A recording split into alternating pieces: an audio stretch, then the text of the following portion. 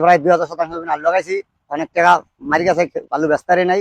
জানাফানা কইরা সুদে টাকা টুকা আইনা জানাফানা কইরা গৃহস্থী করছে গত বছর, সে আলু বিক্রি করতে পারে নাই, আলু এখনো কোলেস্টোরে রয়ে গেছে।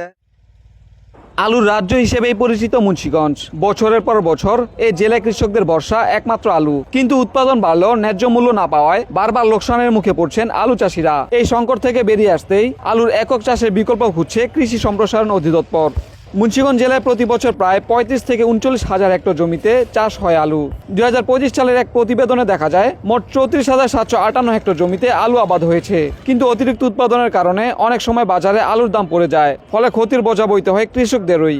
এই বাস্তবায়তায় ঢাকা অঞ্চলের কৃষি উন্নয়ন প্রকল্প এর আওতায় মুন্সিগঞ্জ সদর উপজেলা কৃষি সম্প্রসারণ অধিদপ্তরের সহযোগিতায় এবছর আলুর পাশাপাশি চাষ হচ্ছে বিদেশি সবজি ব্রোকলি। সদর উপজেলার ভট্টাচার্যের বাগসহ বেশ কয়েকটি এলাকায় সবুজ হয়ে উঠেছে ব্রোকলি ক্ষেত। ঢাকা অঞ্চল কৃষি উন্নয়ন প্রকল্পের মুন্সিগঞ্জ সদর থানা কৃষি সম্প্রসারণ অধিদপ্তরের অধীনে আমি এই ব্রোকলি চাষ করছি।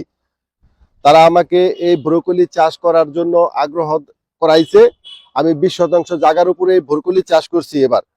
তো আমি অনেক লাভবান হয়েছি। আমি একটা ব্রোকলি, একটা কপি 40-50 টাকা পাইকারি বিক্রি করি। তো আমি এই লাভবান হওয়াতে আমি অনেক খুশি। আমি আগামীতে এবার 20% জায়গার উপরে করেছি, আগামীতে 50% জায়গার উপরে করার চেষ্টা করব। পাশাপাশি আমার এখানকার সকল কৃষককে ব্রোকলি করার জন্য আগ্রহ প্রকাশ করাবো।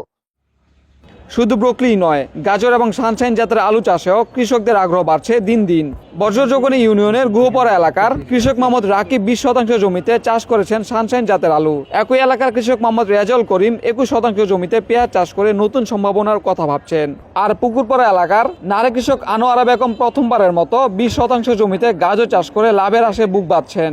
এই নতুন উদ্যোগগুলো মাঠ পর্যায়ে দেখতে গত সোমবার বিভিন্ন ফসলের মাঠ পরিদর্শন করেন সদর উপজেলা কৃষি অফিসার কৃষিবিদ রিয়াসাত সাদাত। ঢাকা অঞ্চলের কৃষি উন্নয়ন প্রকল্পের আওতায় এবার আমরা কৃষকদের মাঝে ব্রোকলি, উন্নত জাতের আলু, সানশাইন, গাজর, ক্যাপসিকাম এইসব আমরা সরবরাহ করেছি। এই কৃষক এইসব চাষাবাদ তাদের কাছে নতুন, আমরা তাদের নতুন জাত দিয়েছি। তারা যে বর্তমানে ব্রোকলি করছে সেই কৃষক অনেক লাভবান হচ্ছে। সে পাইকারি ভাবে 40 টাকা ব্রোকলি বিক্রি করছে। তো এরপরে আমরা দেখি আলুর জমিতে গিয়ে দেখি আমরা তাদের সানশাইন দিয়েছি, সেটা একটা রপ্তানিযোগ্য জাত। সেই জায়গায় কৃষক যথেষ্ট পরিমাণে স্পেসিং ব্যবহার করে সানশাইন করেছে, তার মানে সে জায়গা থেকে উৎপাদন ভালো হবে এবং এই জাতটা প্রসেসিং এ যাবে। আর যদি আমরা বলি গাজরের কথা, আগে আমাদের গাজর হতোই না, আমরা মুন্সিগঞ্জ সদরে কৃষককে উদ্বুদ্ধ করে গাজর করিয়েছি। তো কৃষক আশা করি এই গাজর করে লাভবান হবে। আর আমাদের আগের বছর মাত্র 4 হেক্টর জমিতে ব্রোকলি হতো, বর্তমানে তা 15 হেক্টর জমিতে ব্রোকলি হয়েছে। তো এটা আমাদের সার্থকতা। ঢাকা অঞ্চলের কৃষি উন্নয়ন প্রকল্প সহযোগিতায় এবং আমাদের উপজেলা কৃষি অফিস মুন্সিগঞ্জ সদরের সহযোগিতায় কৃষক আশা করি নতুন নতুন জাত ব্যবহার করবে এবং আলুর পরিবর্তে তারা অন্যান্য ফসলে যাবে, এটি আমার আশাবাদ। আলুর বিকল্প ফসল, নতুন আশা, নতুন সম্ভাবনা। মুন্সিগঞ্জের কৃষিতে কি আসছে পরিবর্তনের নতুন দিগন্ত? নাজমুল হাসান শাওন, মুন্সিগঞ্জের সময়।